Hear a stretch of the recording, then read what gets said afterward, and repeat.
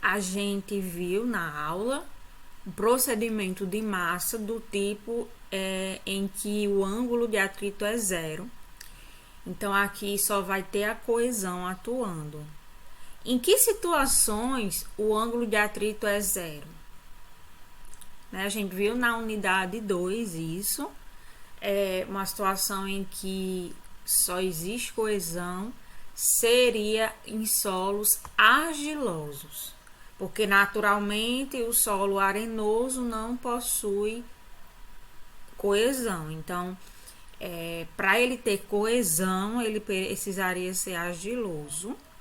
Além disso, ele teria que estar numa situação saturada, porque o solo argiloso tem ângulo de atrito, é pequeno, mas tem, depende do solo. Ele tem mais resistência por coesão, mas ele tem ângulo de atrito. Só que aqui eu estou levando em conta uma situação em que eu estou considerando que esse ângulo de atrito é zero, que seria aquela situação lá da unidade 2 em que a argila está em condições não adensadas, não drenadas. E aí a gente trabalhou com poropressão contida, né, atuando no maciço em todo o ensaio. Então, ele representaria situações em campo em que o ângulo de atrito é admitido como sendo zero. Então, no campo, ele também trabalha sua resistência com base em que ele está sempre saturado e com excesso de poropressão contida. Então, não houve dissipação de poropressão. Ele tem que se manter firme, ele tem que se manter resistente, estável, mesmo com aquelas poropressões dentro dele. Então, são situações em campo em que eu não tenha dissipação de poropressão, que se dá em casos de carregamento muito rápido, que aí não dá tempo de a poropressão dissipar. Então, essas situações em campo, elas representam esse tipo de ensaio, não adensado, não drenado, em que eu vou obter os parâmetros de resistência adequados, né? Os parâmetros de resistência não drenados. Então, a gente vai ter uma coesão não drenada e vai considerar que o ângulo de atrito é zero para poder trabalhar com tensões totais. E aí, eu não vou precisar me preocupar em estar medindo poropressão no ensaio, nem em campo, porque eu estou trabalhando com a resistência de ângulo de atrito zero. E aí eu não vou precisar medir poropressão. Aí eu vou trabalhar com tensões totais e aí eu não vou conhecer as tensões efetivas, porque para conhecer as efetivas eu tenho que ter a poropressão. Se eu não meço as poropressões, eu não vou conhecer as tensões efetivas. Então, eu trabalho com tensão total. Isso a gente viu na segunda unidade. E aí, essa situação, ela realmente é utilizada para essa metodologia aqui de cálculo, em que a gente está considerando também que o ângulo de atrito é zero. Então, são para essas situações aí, em que eu tenha o excesso de poropressão preso no solo ainda, não dissipou. Certo? Então, são argilas que estão saturadas e sob condição não drenada. Aí a gente considera por segurança, para metodologia, assim, para facilitar o cálculo, que o ângulo de atrito é zero. A resistência ela se torna igual à coesão, então essa parcela aqui da equação zero, né? E aí a resistência tal R, ela se iguala à própria coesão do solo, coesão não drenada, tá? A gente considera que o ângulo de atrito é zero, a resistência ela vai se igualar à coesão. E aí, essa resistência ao cisalhamento não drenado do solo é constante ao longo da profundidade. Porque quando ela dependia da tensão normal, então ela muda com a profundidade, né? A tensão normal, gama H. Como ela só depende da coesão, então o solo pode estar até sem inclinação, nem assim, na verdade, com inclinação de 90 graus. Ele pode estar com 90 graus de inclinação e ele continua estável, porque quem está promovendo a estabilidade é a coesão, e essa coesão está atuando desde o topo até a base, certo? É diferente do atrito. O atrito, ele depende da tensão normal. Então, quanto maior a tensão normal, maior o atrito atuante. Então, esse atrito ele vai mudar, né, do topo para a base do talude, né, que a gente chama de crista, topo, a parte de cima, até a base do talude. Ele vai mudar porque as tensões normais mudam também, certo? Aí, coesão não, como coesão não depende da tensão normal, ela vai ser a mesma em toda a altura do talude, então o talude pode ter 90 graus. A coesão não depende de inclinação. Quem depende de inclinação é o ângulo de atrito, certo? O próprio nome diz, né? É um ângulo e ele é a resistência que vai depender, que vai estar atrelada à inclinação do talude. Tá certo? Então, é um resumo aqui sobre essa metodologia do procedimento de massa, né? Relembrando essas informações da unidade 2. E aí, gente, considerando que todo o talude é uma massa só, homogênea, e aqui nós temos, por exemplo, que a base firme está abaixo da base do talude, ó, ela tem uma folga aqui, e aí o círculo de ruptura, ele pode, ó, passar aqui por baixo na fundação do talude, porque ele não encontra a rocha aqui, ele não encontra a base firme aqui, então a massa móvel, ela contém também essa parte do pé aqui, debaixo do pé do talude. Tem uma folga aqui, certo? Então, aqui é uma situação geral, que é a situação mais complexa, que é quando nós também contamos com esse lado AB aqui, né? Com um trecho aqui embaixo, que também vai ser mobilizado no deslizamento. E aí, como a gente já sabe, o talude tem uma altura específica. Aí, para analisar uma superfície de ruptura, a gente tem que definir essa superfície de ruptura, esse círculo aqui. A gente vai precisar do centro do círculo para poder desenhar o círculo todinho e verificar qual é a parte que intercepta o talude.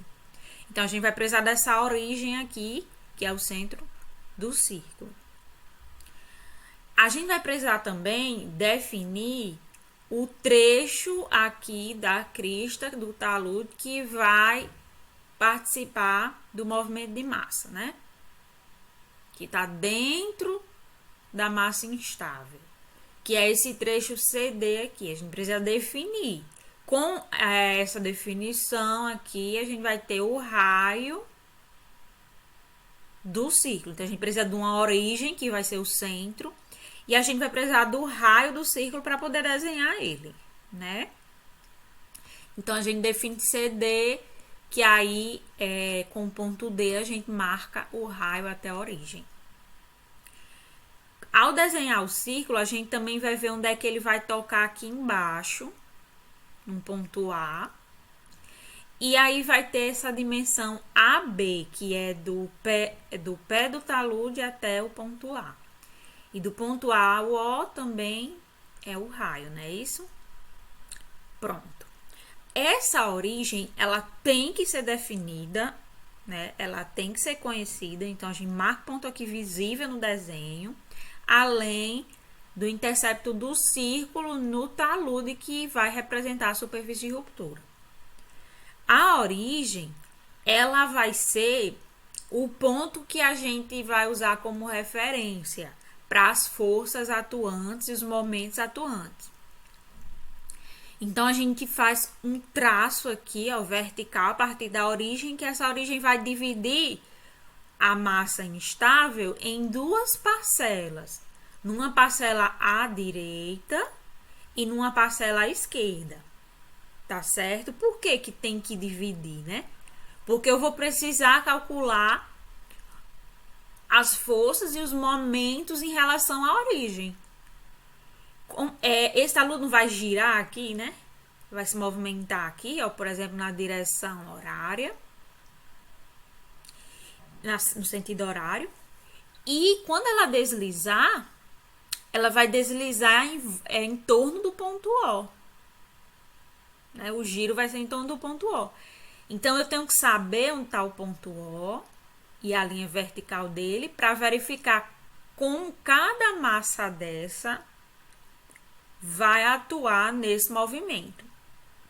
Aí a gente vai ter o seguinte, que é essa parte aqui do talude, que está à direita de O, vai provocar um giro, ó, o peso dela vai estar atuando para baixo, né? Porque é de acordo com o sentido da gravidade. Eu vou calcular, então, o peso dessa parcela aqui do talude e vou achar o centro de gravidade desse peso. Achar aqui o centro de gravidade desse peso.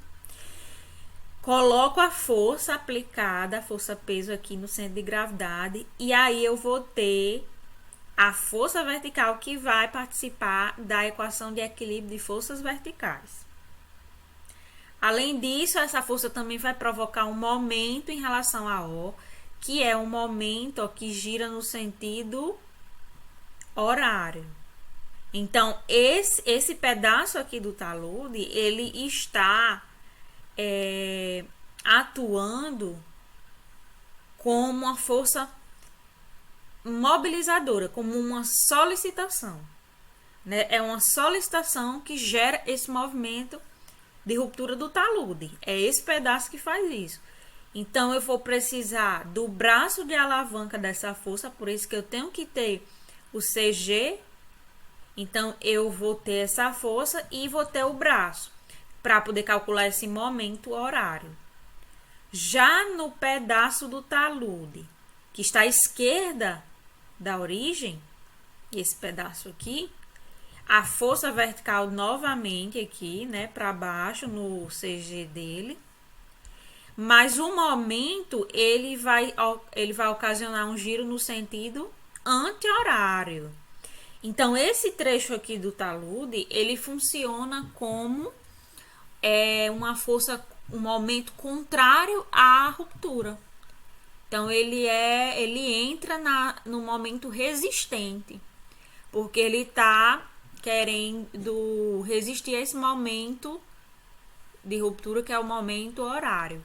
Então, o trecho ABFE, ele vai gerar um momento no sentido anti-horário, contrapondo-se ao movimento de deslizamento, tá? Então, esse é o mecanismo aqui físico, né? Atuante das forças e momentos que são utilizados para a gente definir o coeficiente de segurança. A gente vai precisar das forças mobilizadoras e das forças mobilizadas, né? Daí, ó, eu defini aqui, ó, a força-peso W1 atuando aqui no seu CG, força W2, que é o peso, né? Atuando aqui também no CG. E eu vou ter que, por exemplo, com relação ao somatório de forças verticais, as duas vão se somar, né? Porque as duas estão atuando para baixo. E como é que eu calculo? Eu calculo a área da figura formada, multiplico por 1, que é o sentido da extensão do talude, entrando aqui na figura. A gente sempre considera a unidade. E aí a gente multiplica pelo peso específico desse solo, tá certo? Por isso que eu disse que é homogêneo, porque ele tem um peso específico só. Se fosse heterogêneo, eu não ia conseguir fazer esse cálculo. Por isso que esse procedimento só pode ser usado para taludes homogêneos.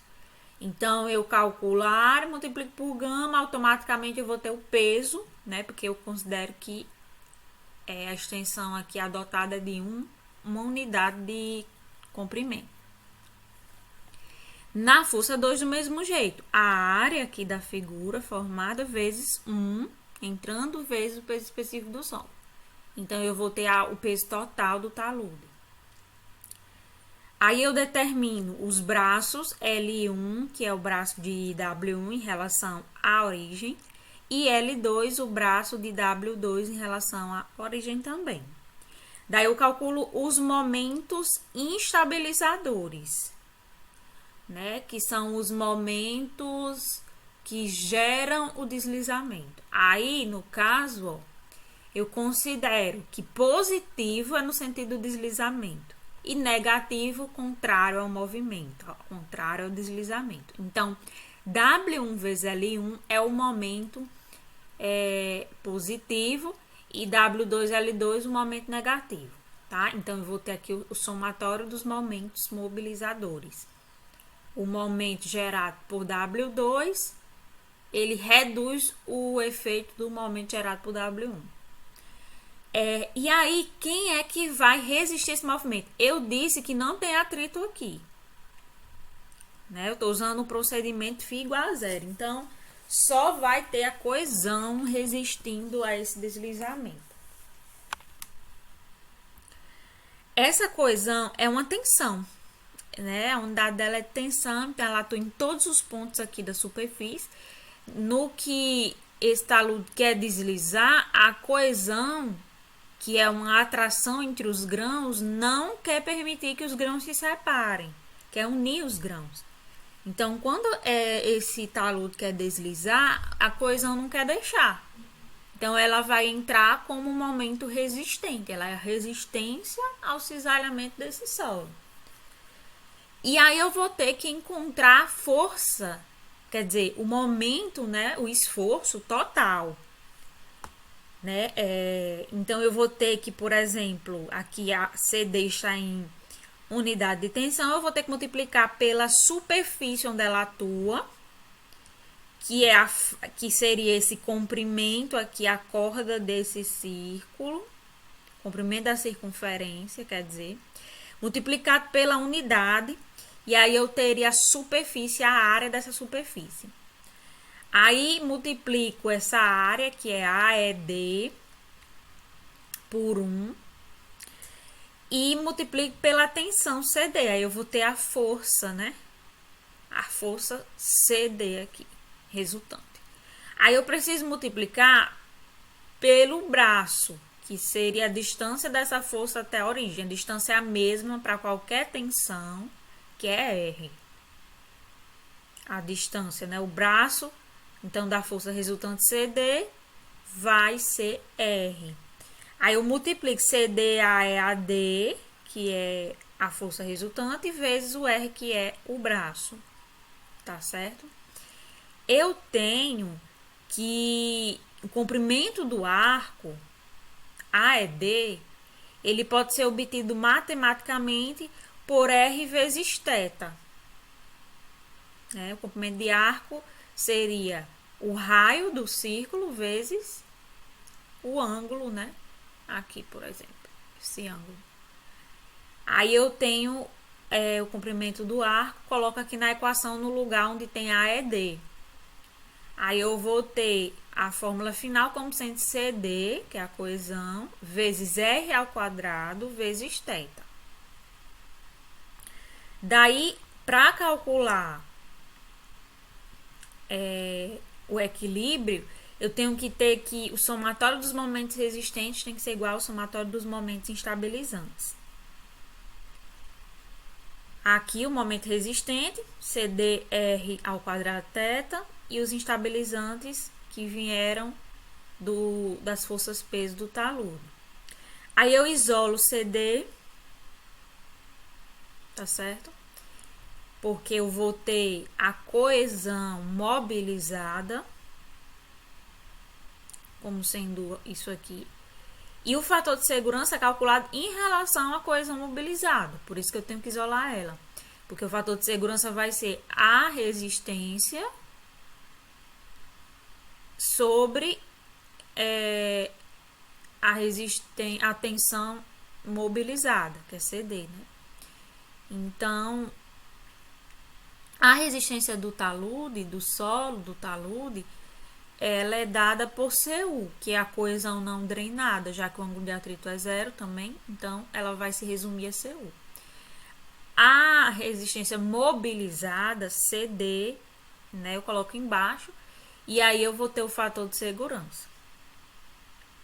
Daí, para não ter que estar fazendo isso, como eu falei para vocês, para não ter que estar sempre calculando os momentos, aí o CD com arco, eu vou usar o número de estabilidade M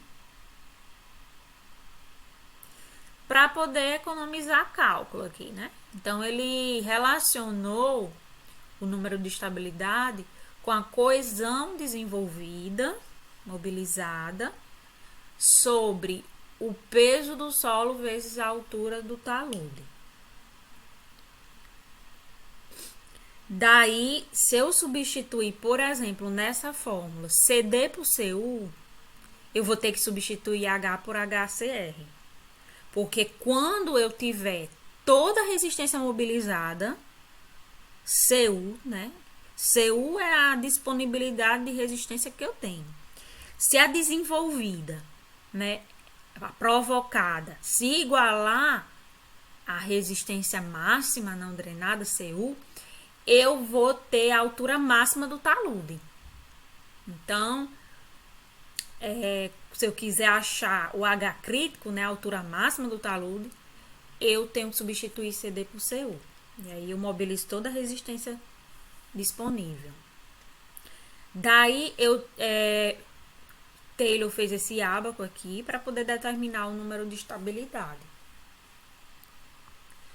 Aqui é o número de estabilidade, como eu disse para vocês, para um círculo de ponto intermediário, no máximo é até 0,181. Então, ele limita aqui. E os taludes com ângulo de inclinação menor que 53, que podem ser de ponto intermediário, de face, de pé, pode ser qualquer um dos tipos, eu vou utilizar esse lado aqui do ábaco que fica à esquerda. Esse aqui da direita é para círculo de pé apenas. Esse da esquerda pode ser para todos os tipos de círculo possíveis, porque o ângulo de atrito, o ângulo de inclinação é menor do que 53. Aí, como nessa metodologia aqui, a gente está usando o procedimento de massa considerando φ igual a zero, então eu vou usar somente, né, a parte do φ igual a zero. Esses outros aqui, ó, o ângulo de atrito é diferente de zero.